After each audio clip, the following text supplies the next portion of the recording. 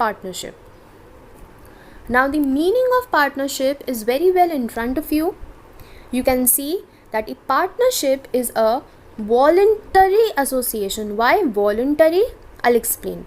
It is a voluntary association of two or more persons who agree to carry on some businesses jointly and share the profits as well as the losses.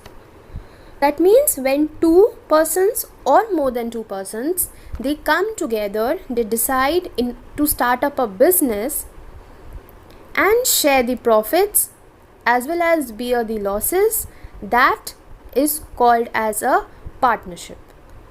Now, as because the members come on their own will, they come on their own wish to start up a business. No one is forcing them.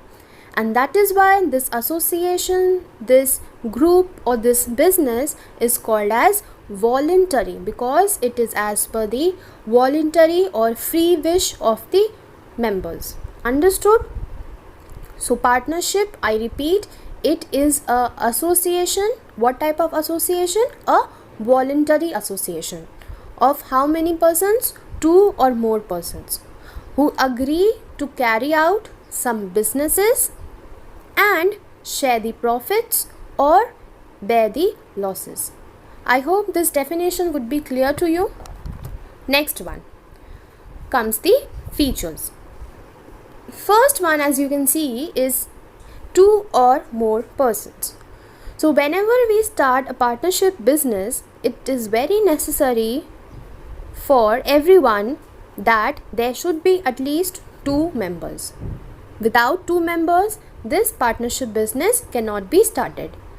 Because if there is just one person, it will be a sole proprietorship, isn't it? So to start up with a partnership firm, we need to have at least two persons. More than two persons will also be okay. And what about the maximum number of persons? You see in the slide it's written that 10 in case of banking business and 20 in case of non-banking business, isn't it? But mind all of you one thing, that according to the new section of the Companies Act 2013, it was said that the maximum number of members in a partnership can be 100. Is it okay to you? Next feature is agreement. So how do we get into a partnership? We get into a partnership if we have an agreement between the partners. If there are two people and that two people mutually decide or mutually agree to start up a business, then only that business can start. So agreement, mutual decision, mutual association has to be there. And that agreement or that association can be either oral or in writing. If it's oral, then there is no record of it, and in case it is written, then it is called as the partnership deed. When the agreement is in a written form, it acts like a contract, it acts like a deed, it's a written proof, and therefore it is called as the partnership deed. More explanations to this we will be learning when we will specifically do that topic. Next feature, lawful business. Now you can only enter into partnership if you have in your mind to do some lawful business. Clear?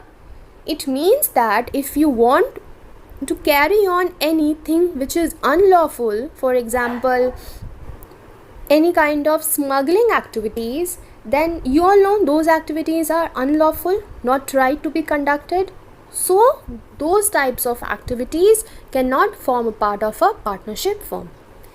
It says it can be formed only for the purpose of carrying some lawful business. That if you have a good idea, if you have a lawful business idea, then only you can get into partnership.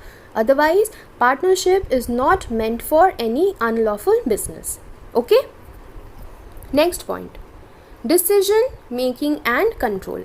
Now who will have the decision making power, who will have control? It is every partner of the partnership firm. Now who are partners? This question may arise in your mind. See, whoever person whoever member comes in the association to start up a business, to start up a partnership firm, those persons or those people, they are called as partners.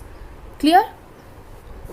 So every member or every person who comes into the partnership, he has the right to participate in the management, to take all the decisions related to the making of the organization.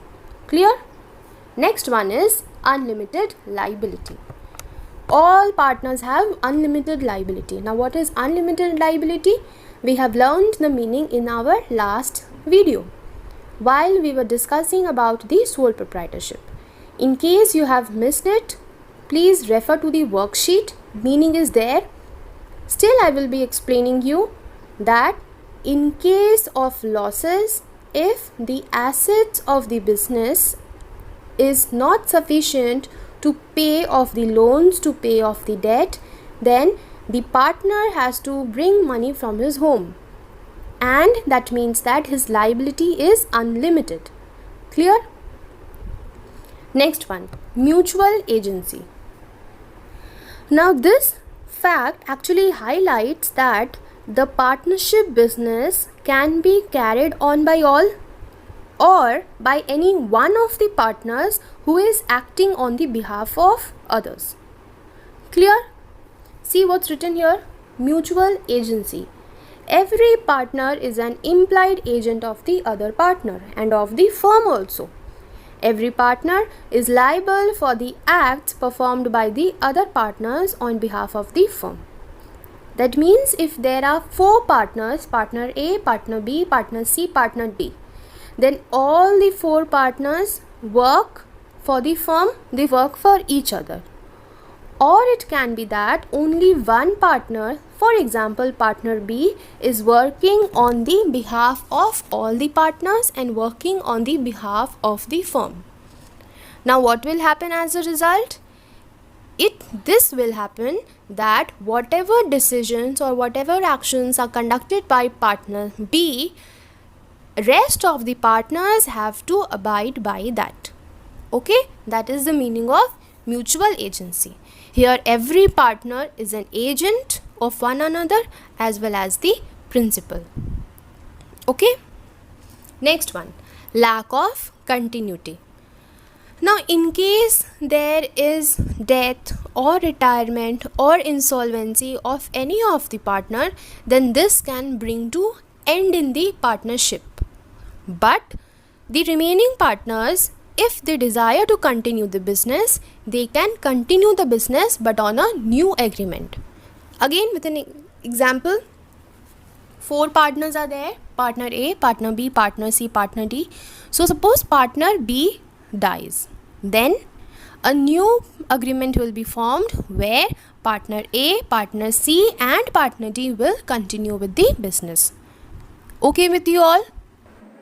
So that is all for today. We'll meet you in the next video. Thank you.